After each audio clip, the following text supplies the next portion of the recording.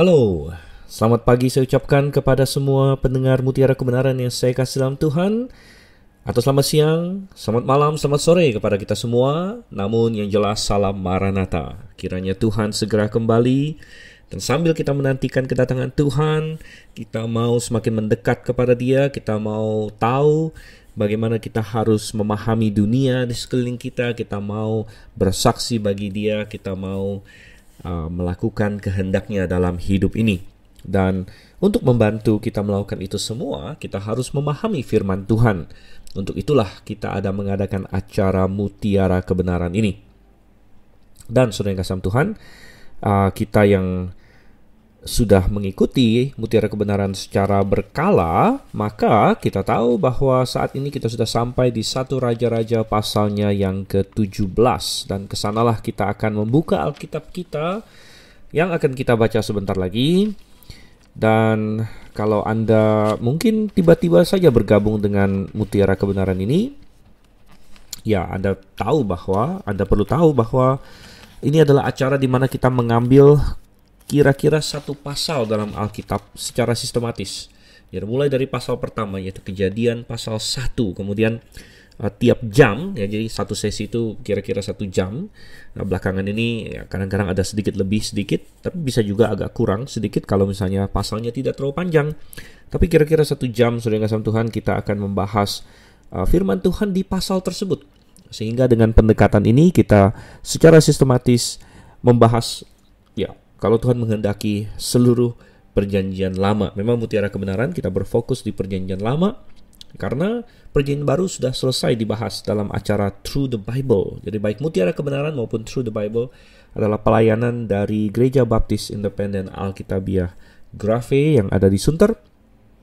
Pelayanan ini diberikan secara cuma-cuma. Anda bisa mendapatkannya. Biasanya kita posting di YouTube atau di podcast. Dan kalau Anda ingin mendapatkan rekamannya langsung, Anda bisa datang ke Sunter, ya, dan Anda bawa misalnya flash disk atau hard disk Anda sendiri dan Anda bisa dapatkan. Baik, tidak terasa kita sudah sampai di dalam 1 Raja-Raja pasalnya yang ke-17. Jadi mari kita membuka Alkitab kita ke sana. Dan sebelum kita mulai, kita akan berdoa terlebih dahulu. Bapa yang di surga, kami mengucap syukur untuk kasih setiamu kepada kami. Dan Tuhan, kami akan membaca firman-Mu sebentar lagi.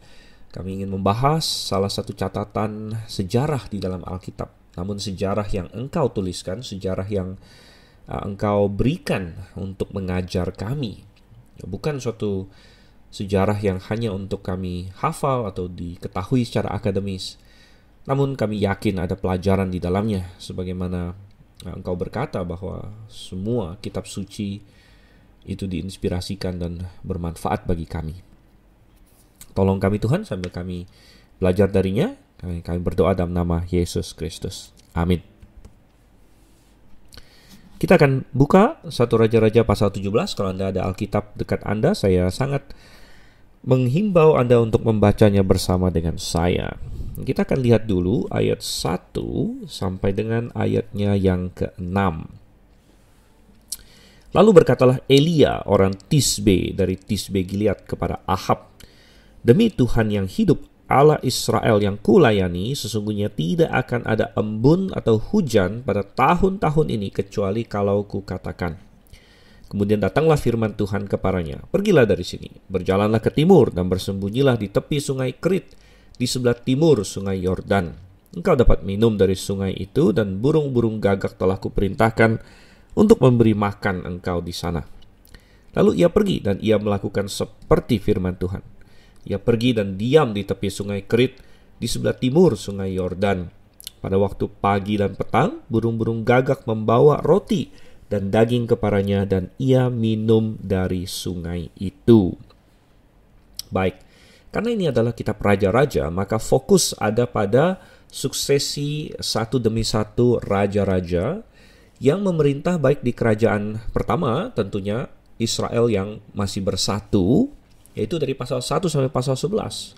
Kita sudah pernah singgung bahwa kitab Raja-Raja ini, satu Raja-Raja ada 22 pasal dan 50%-nya 11 pasal pertama berbicara mengenai raja ketiga, yaitu Salomo.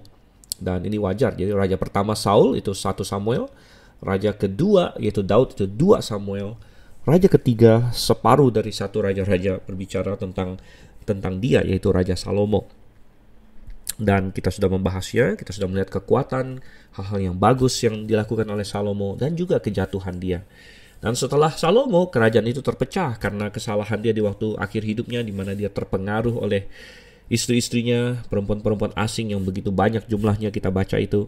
Dan dia akhirnya berkompromi. Dia membangun kuil-kuil bagi dewa-dewi yang lain. Dia ikut dengan istri-istrinya dalam berbagai ritual yang tidak benar dan memuakkan bagi Tuhan, ya.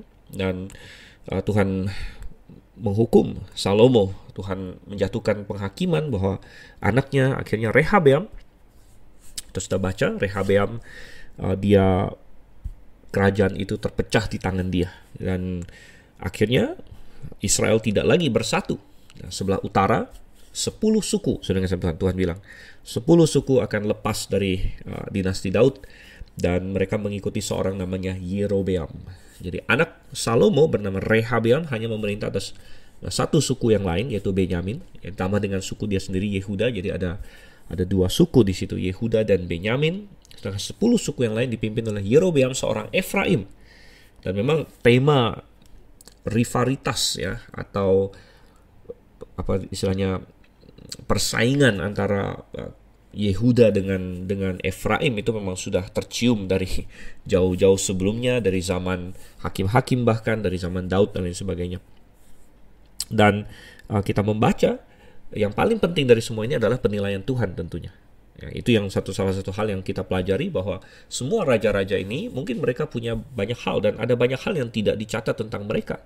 Bahkan hampir di setiap akhir dari hidup seorang raja akan dikatakan, bukankah semua yang dia lakukan, bukankah kepahlawanannya, bukankah apa yang dia bangun dan lain sebagainya, peperangan yang dia lakukan dan lain sebagainya, semua itu tercatat dalam kitab-kitab sejarah Israel atau kitab-kitab sejarah Yehuda.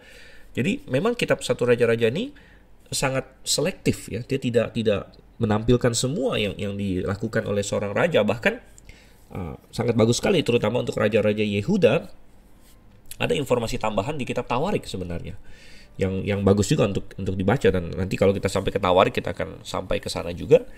Jadi jelas sekali bahwa sangat selektif, materi yang diberikan sangat selektif, karena memang tidak cukup banyak halaman kalau kita mau membahas semua raja sampai detil-detilnya. Tapi Tuhan memberikan penilaian dia secara umum kepada seorang raja. Nah, ini memberitahu kita suatu pelajaran yang sangat penting, bahwa tidak peduli bagaimana dunia memandang kita dan apa yang dicatat di kitab-kitab sejarah dunia tentang kita. Seperti Anda masuk ke penghargaan, Anda masuk ke bahkan Guinness Book of Record dan lain sebagainya. Namun yang paling penting nanti adalah apa yang tercatat tentang Anda di dalam kitabnya Tuhan.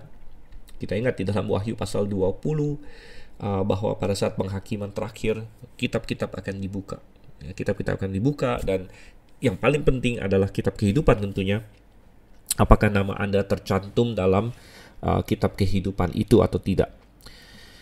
Oke, nah kembali lagi ke satu raja-raja di sini. Jadi Rehabeam akhirnya di sebelah selatan, Yerobeam di sebelah utara. Yerobeam menyimpang lebih jauh lagi dari Tuhan, sehingga Tuhan menghancurkan dinasti dia. Ini sedikit recap apa yang terjadi. Dan akhirnya dia digantikan oleh dinasti lain, yaitu dinasti Baesa. Ya, dinasti Baesa ternyata melanjutkan kesalahannya Yerobeam, sehingga Tuhan juga murka dengan Baesa, dan kemudian Tuhan menggantinya dengan dinasti Omri, saudara Tuhan. Nah, kita ada pada dinasti Omri sekarang, tetapi harapan bagi manusia sepertinya semakin pudar. Mengapa demikian? Kalau kita masih ingat di pasal 16, bahwa Omri dikatakan di pasal 16 ayat 25, ini penilaian Tuhan sekali lagi. Omri melakukan apa yang jahat di mata Tuhan, dan ia melakukan kejahatan lebih daripada segala orang yang mendahuluinya. Lalu setelah Omri mati, anaknya Ahab. Nah, pasal 17 ini di masa pemerintahan Ahab. Tapi apa yang terjadi dengan Ahab? Ahab dikatakan apa? Ayat yang ke-30, masih di pasal sebelumnya, ya, pasal 16 atau Raja-Raja 16 ayat 30. Ahab bin Omri melakukan apa yang jahat di mata Tuhan, lebih daripada semua orang yang mendahulunya. Jadi Omri sudah melebihi kejahatan yang sebelumnya, anaknya Ahab bahkan melebihi lagi. Wow, kita melihat sepertinya pengenalan akan Tuhan yang benar hampir punah di Israel, saudara yang kasih Tuhan. Dan Omri dan Ahab melakukan yang lebih jahat daripada Yerobeam dan Baesa, bahkan bukan hanya karena mereka meneruskan penyembahan terhadap lembu emas yang didirikan Yerobeam yang ada dua, yaitu di Dan dan di Betel itu. Dan itu saja sudah parah. Tetapi bahkan mereka menambahkan dewa-dewi asing lagi. Jadi Yerobeam dia masih berpura-pura atau minimal lip service bahwa lembu yang dia dirikan inilah Jehovah gitu. Jadi dia sebenarnya mengacaukan penyembahan kepada Jehovah, kepada Tuhan Israel yang benar, digantikan dengan penyembahan lembu emas ini, yang tentu bukan Jehovah, tapi dia klaim itu adalah Tuhan. Nah, sedangkan Ahab dan Omri lebih lagi, yang itu jalan terus, dan mereka menambahkan lagi dewa-dewi dari luar. Dan dewa-dewi yang dari luar ditambahkan itu berkaitan dengan istri dia.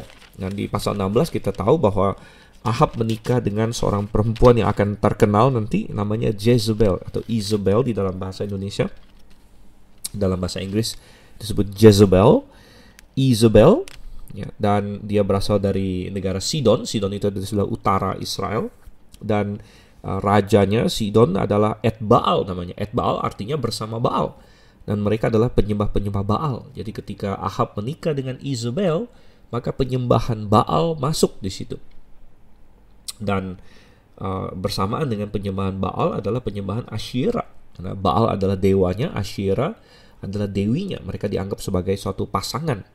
Dan Baal dianggap sebagai dewa cuaca atau dewa petir, bisa juga ya, dewa petir, dewa cuaca, dan bisa menurunkan hujan. Sedangkan Asyera dianggap sebagai dewi kesuburan, baik itu kesuburan tanah maupun kesuburan bagi katakanlah perempuan-perempuan ya, yang ingin mengandung dan sebagainya. Dan ini adalah dewa-dewi yang asing, dewa-dewi yang menjijikkan bagi Tuhan, penyembahan berhala, dan Tuhan sangat murka dengan semua itu. Namun ini menggambarkan suasana kegelapan rohani yang begitu mencekam, begitu merajalela di Israel. Bagaimana dengan pengenalan akan Tuhan yang benar? Nah, saudara kasih Tuhan, di tengah-tengah kegelapan yang sangat pekat inilah, kita baca tiba-tiba di pasal 17 muncul seorang yang bernama Elia. Nah, di sini kita masuk ke dalam teks kita di sini ya. Muncul seorang namanya Elia, dan sedikit yang kita diberitahu tentang latar belakang dia. Dia bagaikan tiba-tiba muncul begitu. Tidak ada run up, tidak ada pendahuluan ya. Lalu dia ini siapa dan lain sebagainya. Karena di ayat 1 lalu berkatalah Elia. Loh, Elia ini siapa? Kita tidak diberitahu dengan sebentar. Tiba-tiba Elia muncul. Kita hanya diberitahu bahwa dia adalah orang Tisbe, dari Tisbe Gilead. Nah, lokasi Tisbe sendiri kita tidak begitu tahu pasti juga bahkan. Jadi ini sepertinya tempat yang kecil, mungkin suatu desa kecil, saudara Tuhan. Dari Tisbe Gilead. Nah, penamaan Gilead adalah wilayah Israel yang di sebelah timur Sungai Yordan. Anda masih ingat ketika Musa dan Yosua, waktu Musa memimpin orang Israel keluar dari tanah Mesir, mereka kan muter-muter di padang gurun. Tadinya mereka mau masuk dari selatan, naik begitu kan, tapi ada pemberontakan, ingat 12 pengintai di situ, dan mereka nggak jadi, akhirnya disuruh muter-muter 40 tahun. Lalu ketika kedua kali mereka mau masuk, mereka tidak lagi masuk dari sebelah selatan Kanaan, tetapi mereka pergi ke sebelah timur Sungai Yordan. Jadi mereka akan masuk dari timur menyeberangi Sungai Yordan. Tetapi waktu mereka ada di timur Sungai Yordan, mereka diserang oleh beberapa bangsa ya. Ada bangsa Moab menyerang mereka, ada bangsa macam-macam lagi yang lain, ada bangsa Amon menyerang mereka, ada Og dan lain sebagainya, raja-raja yang menyerang mereka, dan mereka mengalahkan orang-orang yang menyerang mereka, sehingga mereka mendapatkan wilayah di sebelah timur Sungai Yordan itu juga. Dan akhirnya ada 2,5 suku yang memilih untuk tinggal di sana, yaitu Ruben ya, Ruben, kemudian ada setengah Manasye dan lain sebagainya. Dan akhirnya wilayah sebelah timur Sungai Yordan itu disebut sebagai Gilead, ya, wilayah Gilead. Jadi berarti Elia berasal dari sebelah timur Sungai Yordan di sini, dan itu dianggap sebagai daerah pinggiran Israel, gitu, karena wilayah utama Israel itu kan di Kanaan, jadi di sebelah barat Sungai Yordan.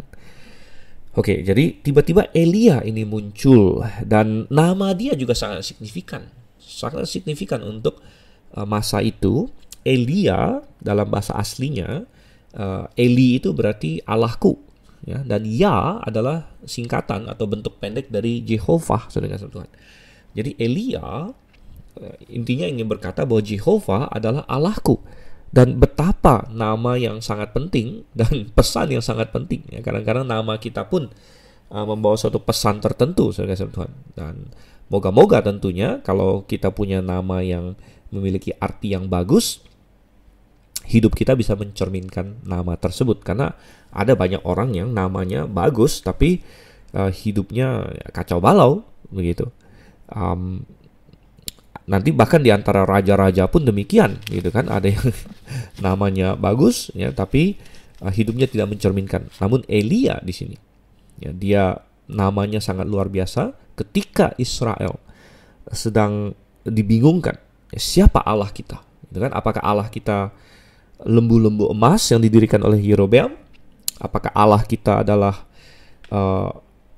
Baal? Gitu ya. Dan menarik sekali, Baal itu sendiri sebenarnya punya arti juga, ya. Baal itu sendiri artinya adalah tuan atau suami sebenarnya. Jadi kata Baal sendiri bisa dipakai secara generik, ya. Bahkan ada ayat Alkitab di mana Tuhan berkata, akulah suamimu. Nah di situ memakai kata Baal juga di situ. Jadi kita melihat di sini bahwa siapa Tuhan, ya, siapa Allah kita, ya. Dan Elia berkata, Yehova, Tuhan adalah Allah kita, Allahku. Ya.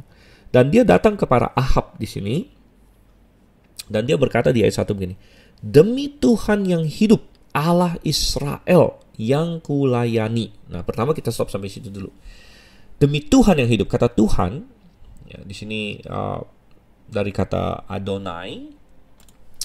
Saya koreksi sedikit, kata Tuhan di sini dari kata Jehovah, ya, dan saya tadinya kira dari Adonai karena di LI dia tidak, di LI yang saya pegang di sini dia tidak taruh ini huruf besar semua, tapi saya cek di bahasa aslinya ini adalah dari Jehovah. Jadi dikatakan Hai Jehovah, Hai Jehovah, hidup Jehovah. Sebenarnya secara literal artinya Jehovah hidup, begitu, ya.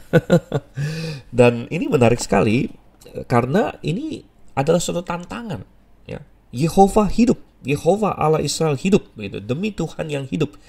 Dan ini suatu tantangan bahwa semua ilah-ilah yang lain adalah ilah-ilah yang mati. Sedangkan yang kita sembah atau Tuhan Yehova yang disebut sebagai Allah Israel di sini adalah Tuhan yang hidup.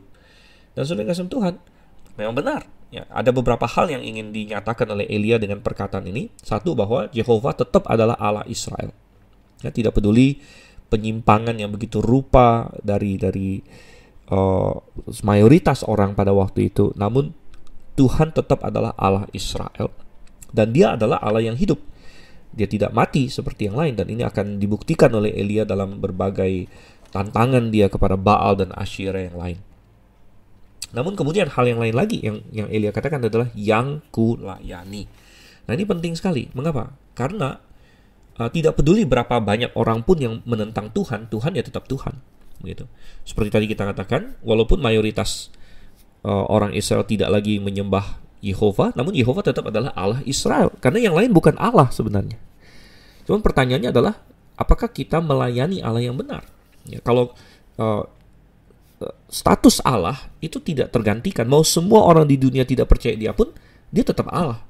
Mau semua orang tidak percaya kebenaran pun, kebenaran adalah tetap kebenaran, gitu. Jadi kebenaran tidak pernah bisa ditentukan oleh mayoritas. Kebenaran ditentukan oleh realita. Ya, kita ambil contoh yang cukup jelas lah, misalnya dalam hal matematika. Kalau 2 tambah 2 sama dengan 4, maka tidak peduli. Misalnya seluruh dunia jadi gila dan bilang 2 tambah 2 itu 5 misalnya. Maka tidak peduli seluruh dunia mengatakan itu pun, 2 tambah 2 sama dengan 5 adalah kesalahan. Dan yang benar adalah 2 tambah 2 sama dengan 4, saudara Tuhan. Jadi ada hal-hal yang tidak bisa ditentukan oleh suara mayoritas, ya. Karena yang penting adalah realitanya. Dan demikian juga dengan Tuhan, gitu. Seberapa banyak pun orang tidak percaya ada Tuhan, ateisme. Seberapa banyak pun manusia misalnya menuhankan hal-hal lain, penyembahan-penyembahan berhala, politeisme, ya, maka Tuhan tetap Tuhan. Jehovah, ya, Yesus Kristus. Yesus Kristus adalah Jehovah yang menyatakan diri sebagai manusia, datang sebagai manusia. Dialah tetap Tuhan. Ya, tidak peduli berapa banyak pun orang yang menerima dia atau menolak dia. Gitu. Cuman perbedaannya adalah bagi kita pribadi. Jadi bagi Tuhan itu tidak ada perbedaan. Dia tetap Tuhan. Tapi bagi kita itu membuat perbedaan yang besar.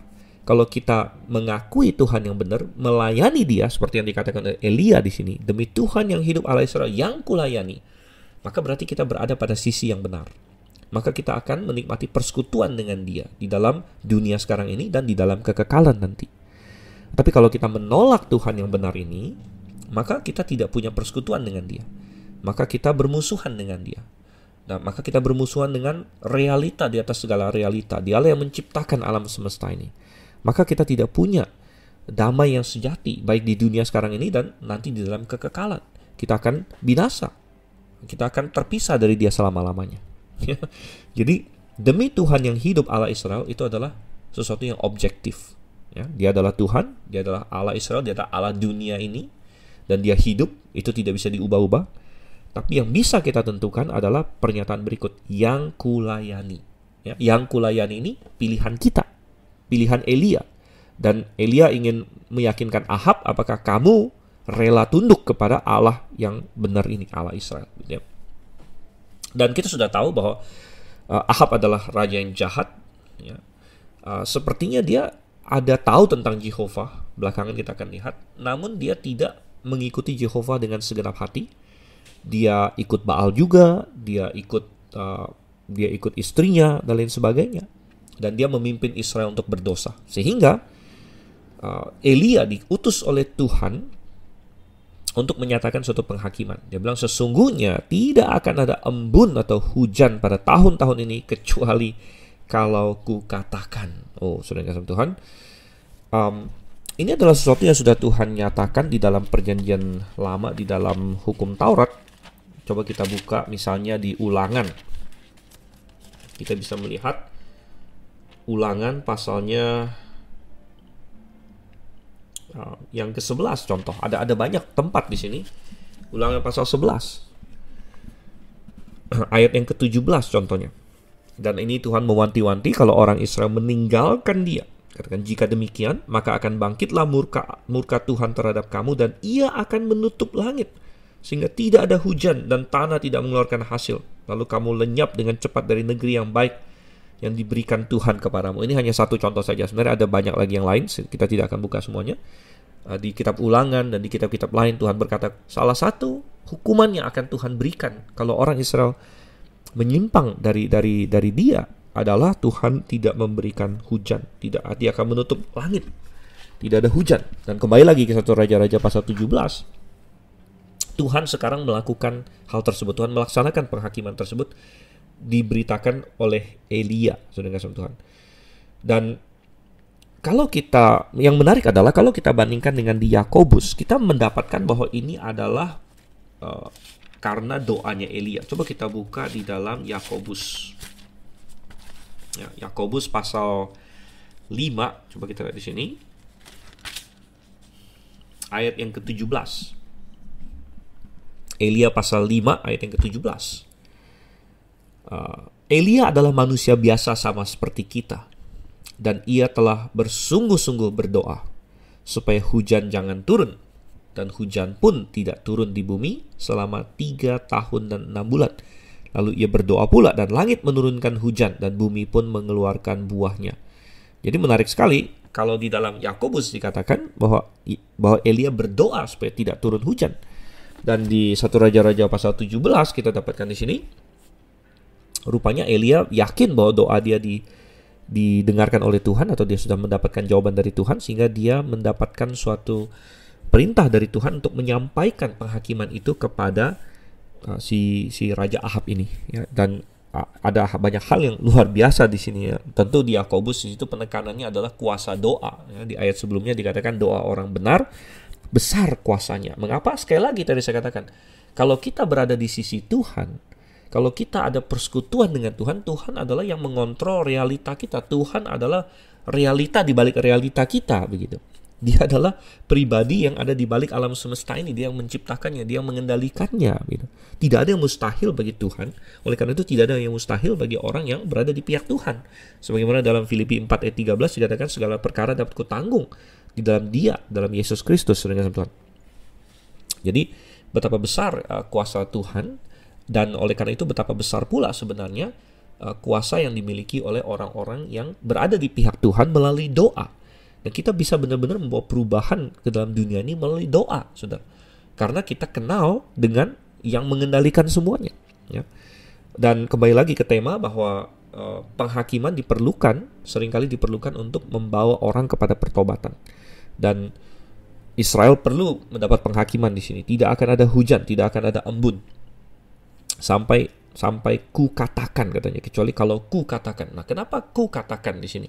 Kok sepertinya Elia punya kuasa yang besar sekali, kecuali kalau ku katakan. Nanti kita akan melihat salah satu tema di dalam kitab 1 Raja-Raja 17 ini adalah bahwa Elia menyampaikan firman Tuhan. Firman Tuhan ada pada mulut Elia. Jadi sampai dengan firman Tuhan. Sebenarnya yang berkuasa itu bukan Elianya, tapi firman Tuhan yang ada pada Elia. Nah, sedikit out of topic, tapi kita juga belajar dari sini kalau Tuhan adalah pengendali dunia sebenarnya, dan di masa Israel dulu Tuhan sering menggunakan bencana seperti tidak adanya hujan di sini. Ya, kadang-kadang Tuhan juga pakai bencana belalang. Ini ada misalnya di kitab Yoel, itu paling terkenal. Tuhan bisa memakai berbagai tulah untuk menghukum umatnya dan lain sebagainya, atau menghukum manusia yang menyimpang daripadanya. Maka kita harus melihat perspektif hari ini. Ketika hari ini, ya, saya merekam ini tahun 2024, ya, salah satu gerakan yang besar sekali di dunia ini adalah gerakan lingkungan, ya, environmentalism. Ada revolusi hijau lah dan lain sebagainya. Ada banyak hal-hal ini yang bagus, ya. Saya percaya justru orang Kristen adalah orang yang harus peduli dengan lingkungan. Mengapa? Karena orang Kristen punya mandat untuk itu. Di dalam Kejadian, Tuhan menciptakan manusia lalu menyuruh kita berkuasa atas bumi. Berarti manusia, kita adalah pengelola bumi istilahnya, dan kita harus melakukan tugas yang baik mengelola bumi. Kita tidak boleh sembarangan. Saya menolak, ya, maksudnya orang Kristen yang berpikir bahwa kita tidak perlu peduli lingkungan dan sebagainya. Kita perlu peduli tentang lingkungan, namun ada hal yang salah dengan pemikiran gerakan lingkungan yang modern sekarang ini, karena kebanyakan pemikiran gerakan lingkungan sekarang ini dimotivasi oleh filosofi evolusi, dan bahkan filosofi bahwa manusia adalah semacam tamu di dunia ini, begitu. Manusia adalah semacam parasit, ya, manusia adalah semacam ya, pokoknya ada aktivis-aktivis lingkungan yang bahkan ekstrim yang ingin seolah-olah mengembalikan bumi lagi ke situasi belum ada manusia, begitu. Padahal tidak, manusia adalah tuan atas bumi ini, tapi kita harus menjadi tuan yang bertanggung jawab, begitu. Dan orang Kristen seharusnya menuju ke sana. Tapi satu hal yang menarik adalah bahwa banyak orang memprediksikan berbagai bencana, kan, mulai dari global warming, kemudian nanti ada segala macam lagi, El Nino, gempa bumi lah, gunung berapi lain sebagainya. Dan yang sering dilupakan dalam semua itu adalah dimensi rohani, saudara-saudara. Karena sekarang tidak ngetren lagi, ya, dianggap sangat kuno, sangat primitif, sangat primordial, ya. Oh, kamu percaya, ya, masa bencana itu karena dewa, katanya, kan. Bencana itu karena dewa, itu kayak orang zaman dulu, zaman kuno, Gunung Bromo meletus dianggap dewa, batuk-batuk dan lain sebagainya. Nah, itu memang salah, saudara kasih Tuhan, karena kita tidak percaya dewa-dewi. Namun adalah suatu kesalahan juga untuk berpikir bahwa tidak ada korelasi rohani antara bencana-bencana yang terjadi, ya, dengan hal-hal rohani, dengan misalnya perilaku manusia, begitu. Di dalam Perjanjian Lama jelas ada korelasinya. Tuhan ingin berkata, kalau kamu menyimpang daripadaku, aku akan tutup langit, aku tidak akan kasih hujan, dan lain-lain sebagainya. Ada korelasi yang tinggi di situ. Dan kita hari ini juga harus memahami, ya, karena banyak orang dialihkan pandangannya, ya, ketika ada berbagai bencana di dunia. Lalu yang disalahkan apa? Yang disalahkan manusia tidak berpikir bahwa ada semakin banyak dosa di dunia ini. Ya. Manusia makin menerima LGBT, ya, aborsi makin ada, ya, pembunuhan, kumpul kebo, seks sebelum nikah semakin banyak, ya, perceraian, perselingkuhan semakin banyak dan ditolerir oleh masyarakat dan lain sebagainya. Lalu tidak heran kalau misalnya Tuhan marah kepada dunia ini dan memberikan hukuman, ya, bahkan melalui masalah-masalah lingkungan dan masalah-masalah bencana dan lain sebagainya. Tetapi manusia zaman modern dilatih untuk kita nggak usah kaitkan ke masalah rohani, gitu. Kita hanya cari sainsnya saja, dan sainsnya pun salah seringkali, gitu. Karena sains itu tidak pernah bisa sampai kepada kebenaran absolut, karena sains itu berkembang terus, ya. Apa yang benar hari ini besok bisa ternyata salah, gitu. Atau ada ini lagi, ada perkembangan lagi, ya. Bukan berarti saya tidak senang sains, saya orang yang sangat senang dengan sains. Dari dulu saya rindu sekali, dan sampai sekarang pun saya masih membenamkan diri dalam banyak perkembangan sains. Saya sangat suka dengan sains, teknologi dan lain sebagainya. Tapi saya tahu bahwa sains itu berubah terus, teknologi juga berkembang terus, ya. Dan saya masih ingat dulu, ya, sempat dikatakan bahwa dunia akan membeku, gitu. Itu sekitar 50-60 tahun lalu, ya. Saya bahkan masih belum lahir bahkan, ya.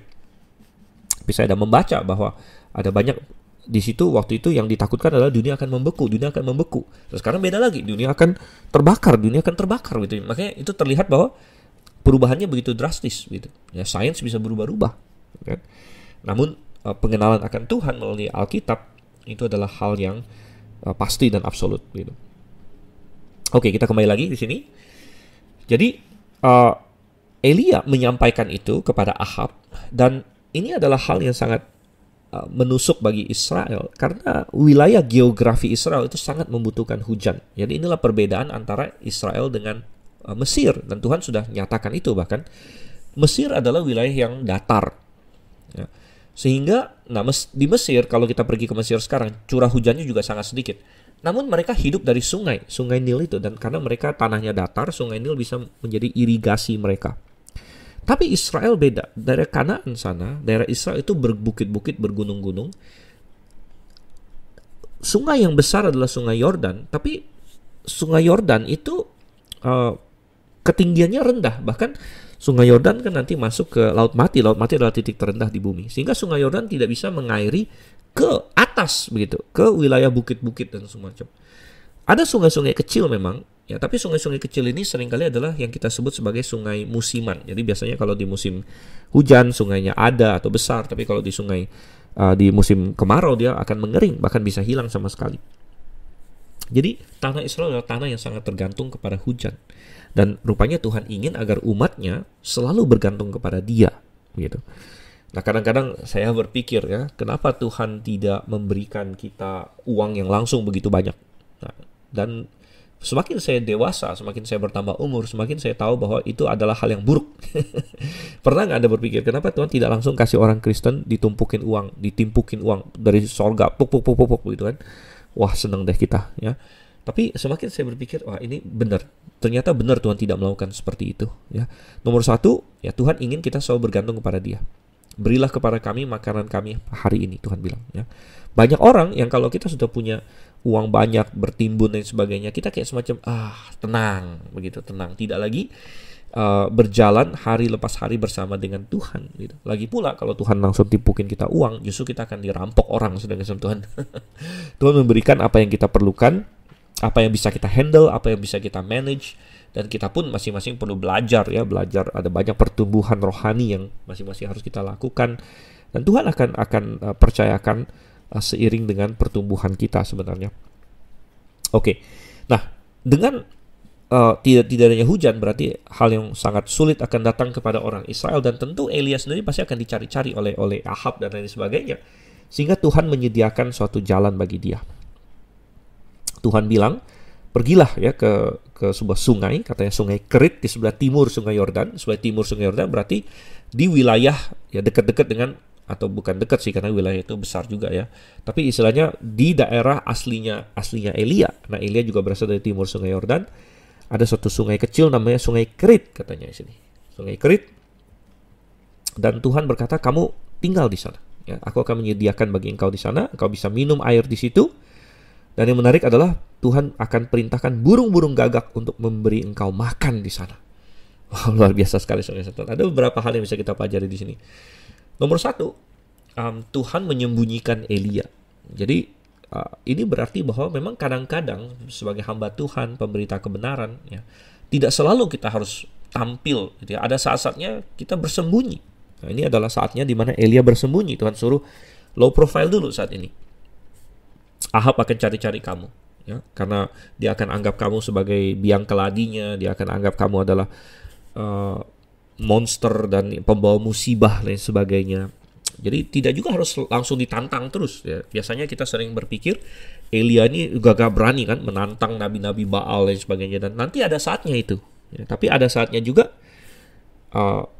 kita bersembunyi, ada saatnya kita low profile dan sebagainya. Dan hikmat adalah dimana kita tahu kapan kita harus tampil, ya, berani, kapan kita harus sembunyi sebentar, begitu.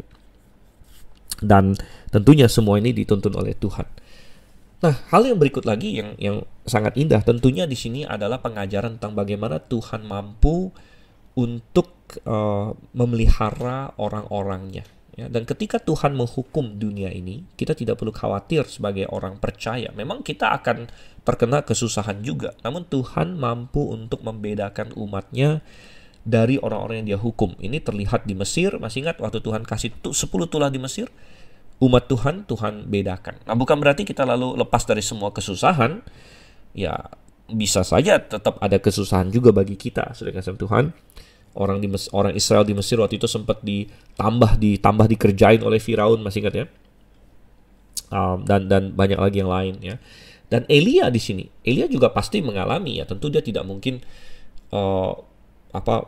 seperti pesta-pesta dan lain sebagainya ketika kelaparan dan kekeringan menimpa Israel, ya. Namun Tuhan memelihara dia, saudara kasih Tuhan. Dan Tuhan suruh dia ke sungai Kerit di sini. Dia kebutuhan primer dia terpenuhi. Ada air untuk diminum, karena dalam masa kekeringan air saja kadang-kadang susah mungkin. Dan ada makanan. Nah, kita belajar juga bahwa Tuhan punya cara-cara yang kreatif untuk memelihara umatnya, saudara.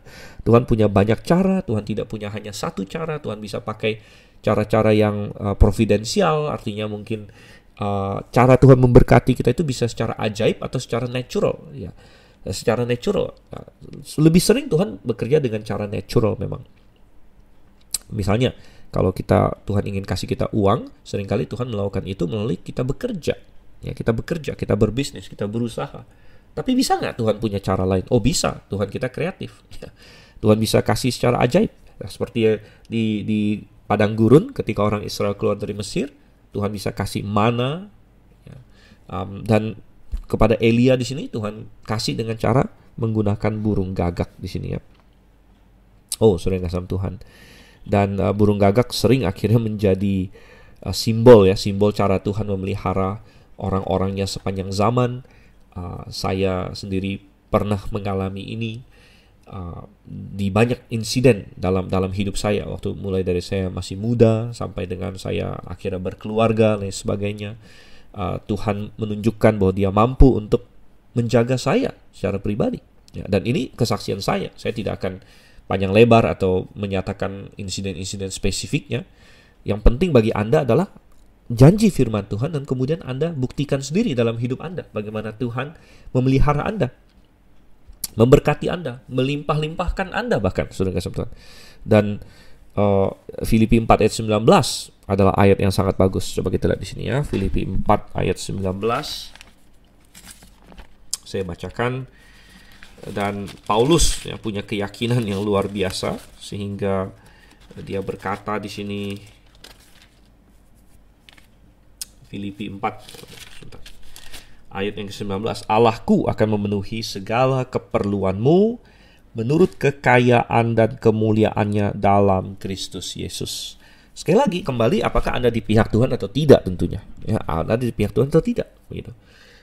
Dan kalau Anda di pihak Tuhan seperti Elia di sini, ya, di pihak Paulus, ya, Allahku, Paulus bilang, akan memenuhi segala keperluanmu di dalam Kristus Yesus. Ya, itu adalah janji Tuhan. Nah, sekali lagi, bukan berarti lalu tidak pernah akan ada masa-masa kesusahan, tidak pernah ada masa-masa di mana kita mungkin bergumul atau kita harus berseru kepada Tuhan. Bisa saja ya. Dan tetapi Tuhan berjanji dia akan menyertai kita melalui semua itu. Elia saya yakin di tepi sungai Kerit dia bukan ongkang-ongkang kaki atau nyaman dalam situasi yang senyaman-nyamannya. Ya mungkin dia bayangkan ini cara yang sangat tidak konvensional ya. Dia minum air di situ, dia dapat roti dan daging dari burung gagak katanya ya. Namun ya Tuhan memenuhi kebutuhannya. Nah, yang menarik adalah bahwa burung gagak adalah burung yang secara seremonial itu sebenarnya dianggap tidak tahir oleh hukum Taurat, tidak bersih ya secara seremonial. Nah, ini juga mengajarkan kita bahwa walaupun di Perjanjian Lama itu ibadah simbolik, tetapi sebenarnya Tuhan lebih peduli tentang hakikatnya. Ya, makanya burung gagak secara simbolik tidak bersih, namun Tuhan ingin mengajarkan juga bahwa Tuhan bisa kadang-kadang tidak bergerak atau tidak bekerja sesuai dengan simbol, tapi sesuai dengan hakikat. Ya. Dan kalau kita bicara mengenai hakikat, maka ya tidak ada yang salah dengan burung membawa makanan kepada si Elia di sini. Ya. Nah ini mirip dengan apa yang Tuhan Yesus ajarkan.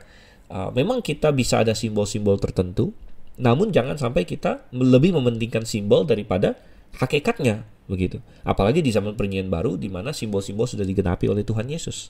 Dan Tuhan Yesus memakai ilustrasi ketika mereka bertanya kenapa murid Tuhan Yesus tidak cuci tangan, kemudian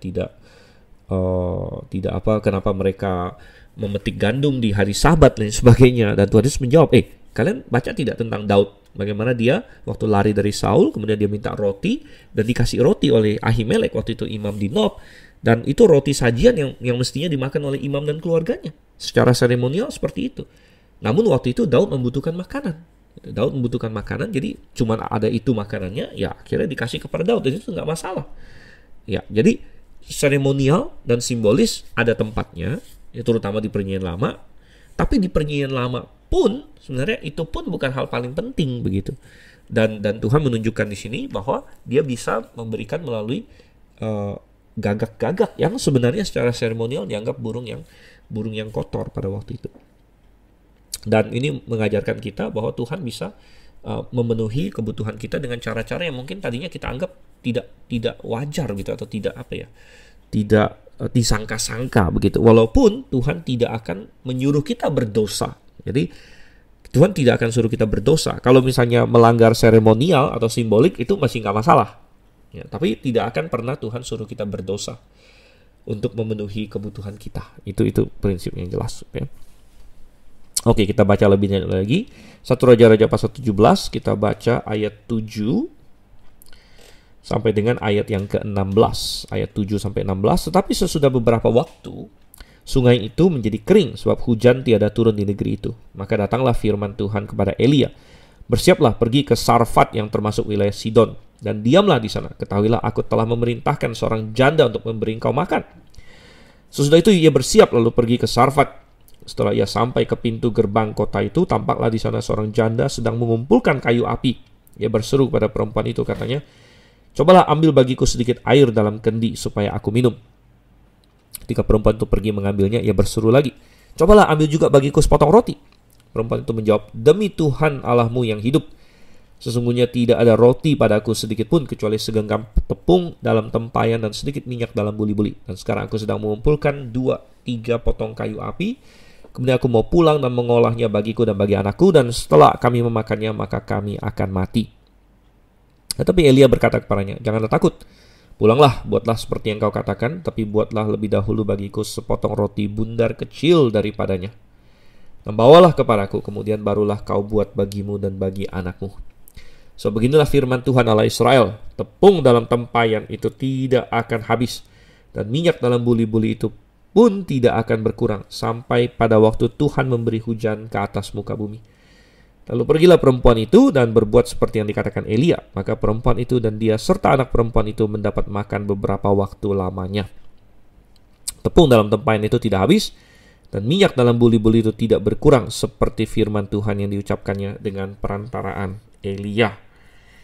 Oh, luar biasa, saudara kasih Tuhan, kita dapatkan di sini akhirnya sungai Kerit kering, ya, jadi Elia tidak dapat makan lagi. Dan ini seperti yang kita katakan bahwa banyak kan sungai-sungai kecil di Israel itu bersifat musiman. Ya, kalau sungai yang besarnya, sungai Yordan, tentu tetap ada air, tapi sungai Yordan itu letaknya ini ya, tentu cuma ada satu saja sungai Yordan di situ. Nah, dan ini kenapa kita bisa bertanya, kenapa Tuhan izinkan sungai ini kering ya? Padahal Tuhan punya kuasa supaya sungai Kerit tidak kering gitu. Kadang-kadang kita bertanya, kenapa Tuhan mengizinkan saya dipecat dari pekerjaan ini? Kenapa Tuhan menghilangkan omset saya dari bidang ini dan sebagainya?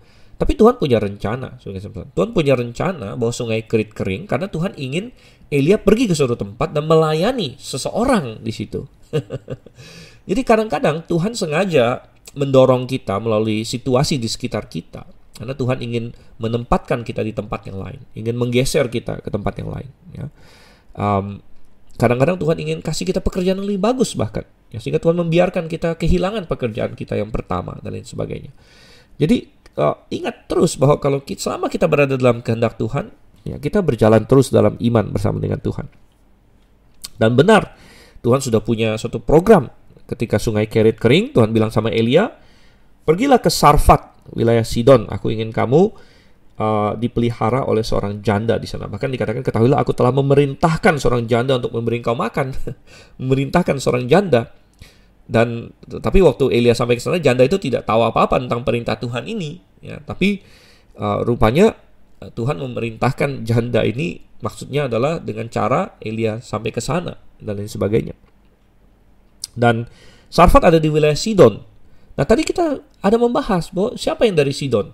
Yang dari Sidon adalah Izebel, saudara kasih Tuhan. Jadi Ahab mengimpor Izebel dan mengimpor Baal masuk ke Israel, yang menyebabkan Israel dihukum oleh Tuhan. Tetapi di dalam pertarungan ini dan di dalam penghukuman Tuhan ini, Tuhan kirim Elia ke Sarfat, ke wilayah Sidon. Jadi ini seperti serangan balik. Tuhan menyerang wilayahnya Baal gitu. Dan Tuhan tahu rupanya ada seorang perempuan di sana yang perlu mendengar tentang kebenaran, perlu mendengar dan perlu diyakinkan akan Allah yang benar. Dan perempuan janda ini rupanya, ya, dan dia akhirnya, kalau kita baca sampai terakhir, dia sepertinya mengakui Allahnya Israel. Dan artinya di dalam kesusahan yang melanda dunia ini, Tuhan memakai kesusahan ini untuk mendatangkan hal yang baik bagi seorang perempuan di Sarfat. Dan Tuhan menggunakan pelayannya Elia untuk melakukan itu. Ini mengingatkan saya tentang, karena saya merekam ini tahun 2024, bahwa tidak beberapa tahun yang lalu ada pandemi di seluruh dunia.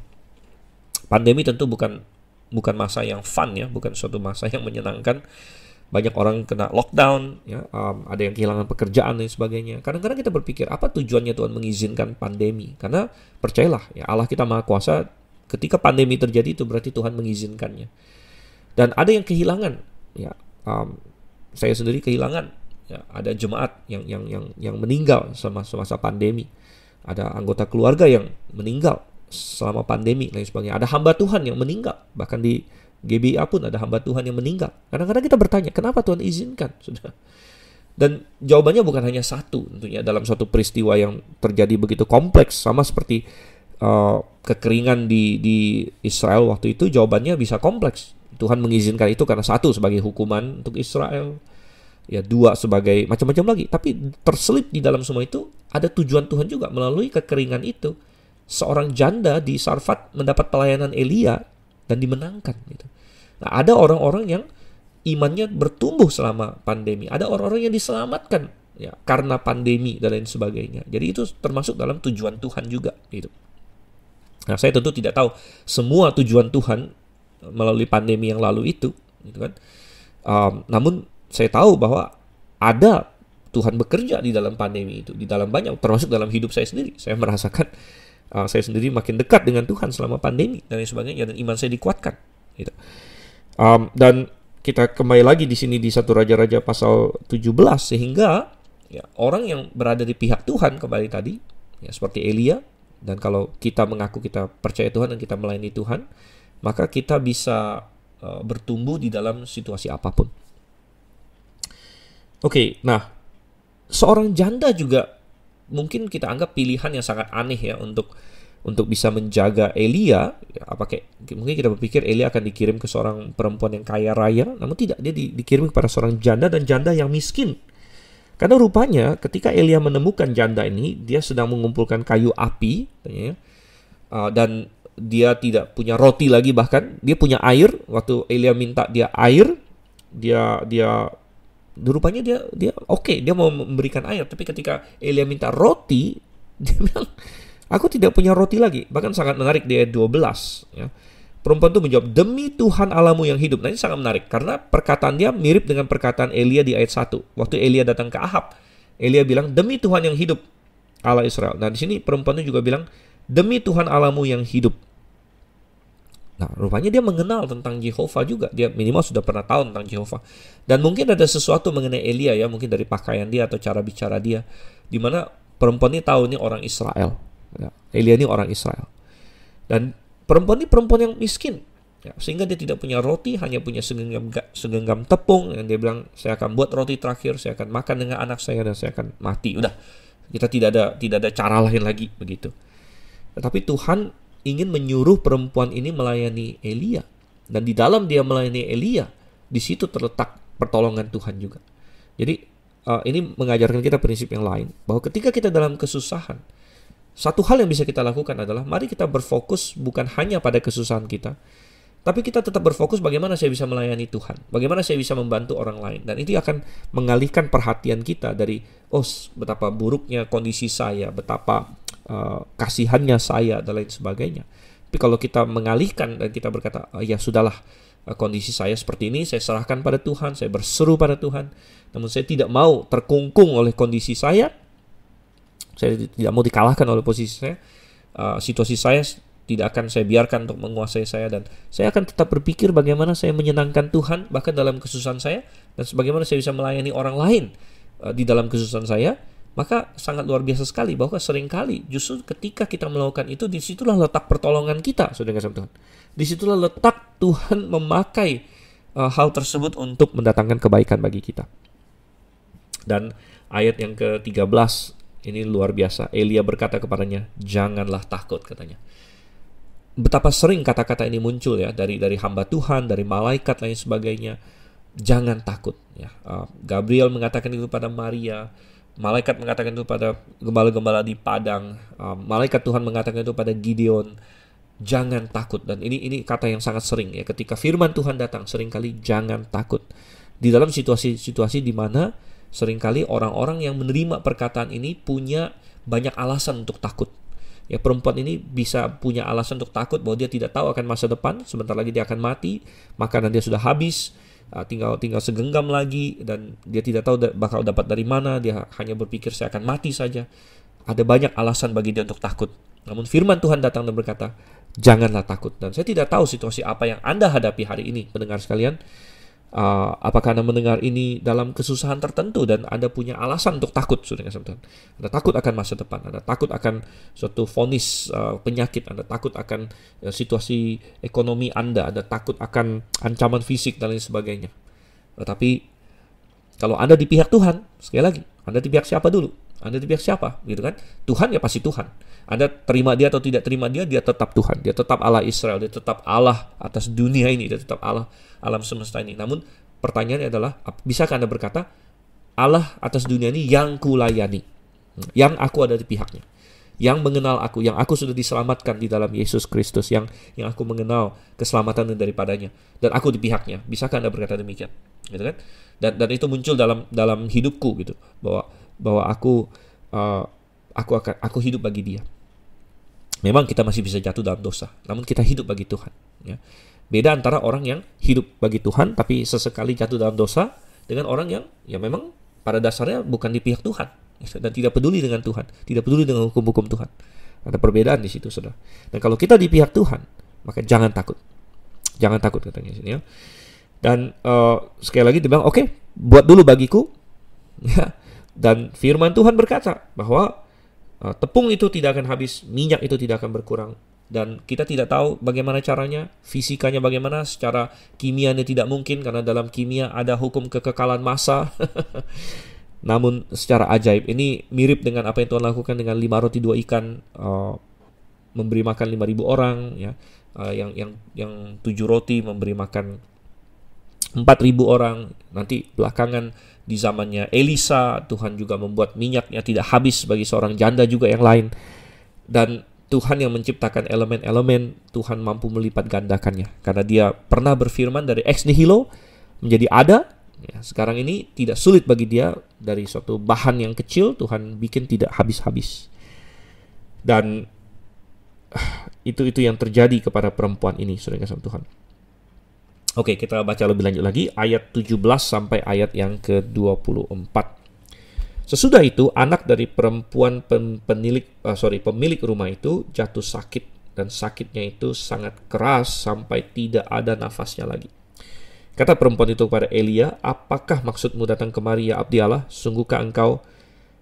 Singgahkah engkau kepadaku untuk mengingatkan kesalahanku dan untuk menyebabkan anakku mati?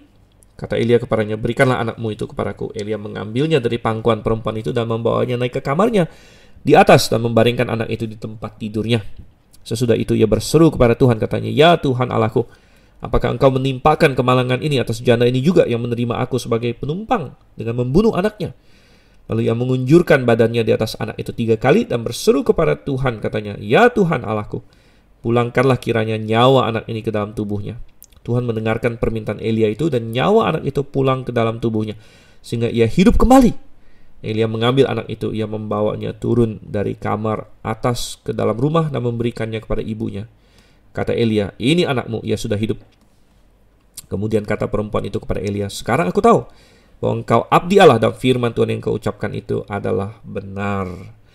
Saudara, ada suatu tema di sini di mana Tuhan mengirim Elia ke wilayahnya Baal, ya, dan dia menunjukkan siapa Tuhan yang benar. Baal disebut sebagai dewa pemberi hujan, namun ternyata tidak bisa karena Tuhanlah yang mengendalikan hujan, ya kan?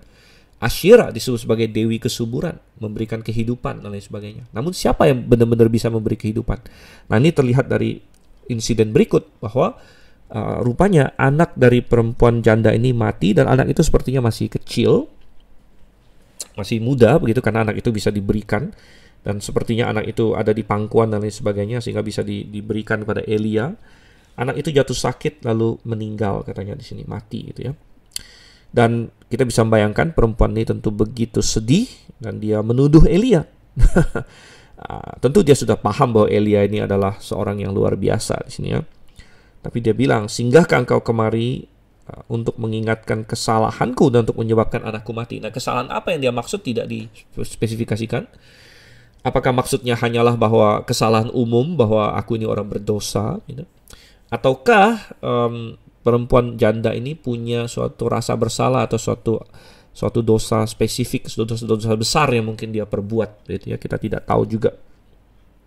Tapi yang jelas dia paham bahwa Elia sepertinya bisa berbuat sesuatu tentang hal ini, sehingga dia berseru kepada Elia. Dan Elia segera mengambil anak itu, dia memberikan anak itu padaku, dan dia berseru kepada Tuhan, katanya di sini. Dia berdoa, ya Tuhan Allah, katanya, Tuhan Allahku. Perhatikan ayat 20, ya Tuhan Allahku, saudara. Sekali lagi, Tuhan itu pasti Allah. Tapi apakah dia Allahmu atau bukan? Apakah engkau mengakuinya atau tidak? Nah, ini kembali kepada kita, begitu. Dan Elia berdoa, dan kita kembali diingatkan akan yang tadi kita baca di Yakobus pasal 5. Doa orang benar besar kuasanya. Elia adalah manusia biasa seperti kita. Dia tidak punya kemampuan spesial yang lain, super power lah ya. Sekarang kan banyak superhero dan sebagainya. Bukan, Elia tidak, dia punya kayak dia mutan atau kena radiasi apa, tidak, sama sekali tidak ya. Dia manusia biasa, namun dia punya Allah yang luar biasa gitu. Dan kita pun bisa mengakses Allah yang sama kalau kita punya hubungan yang sama dengan Elia. Dan Allah masih mencari orang-orang yang mau punya hubungan dengan dia seperti Elia punya hubungan dengan dia ya.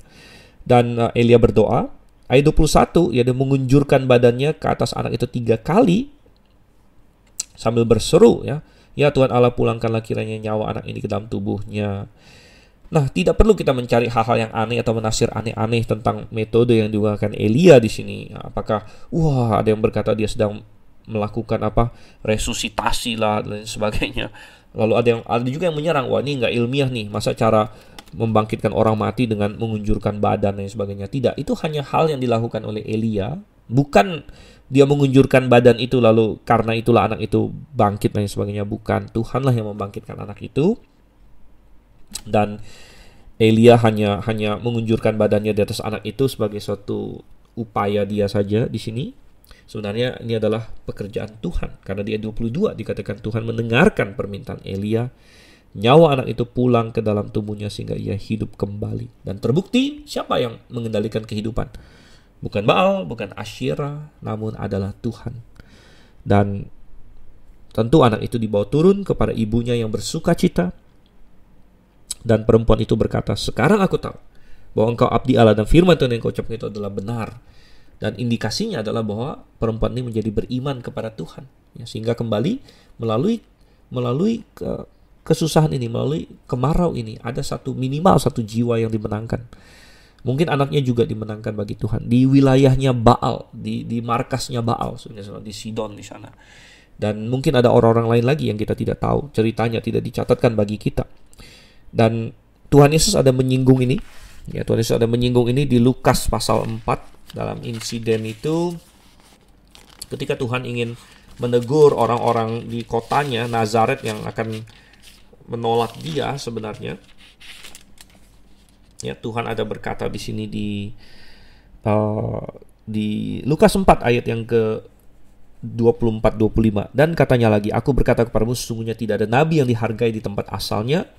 Dan aku berkata kepadamu, dan kataku ini benar, pada zaman Elia terdapat banyak perempuan janda di Israel ketika langit tertutup selama 3 tahun dan 6 bulan dan ketika bahaya kelaparan yang hebat menimpa seluruh negeri. Tetapi Elia diutus bukan kepada salah seorang dari mereka, melainkan kepada seorang perempuan janda di Sarfat di tanah Sidon. Dan berikutnya Tuhan akan berbicara mengenai Elisa dan Naaman.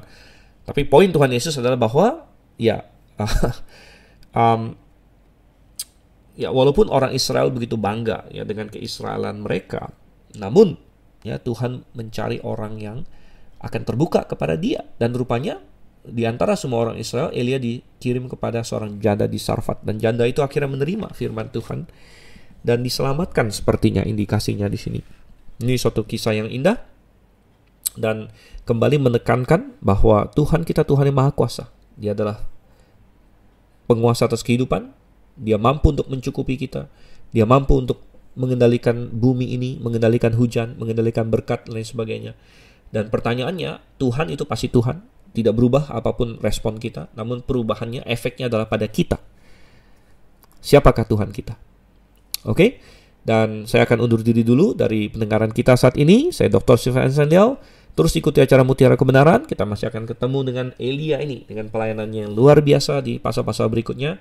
Sampai ketemu, salam Maranatha.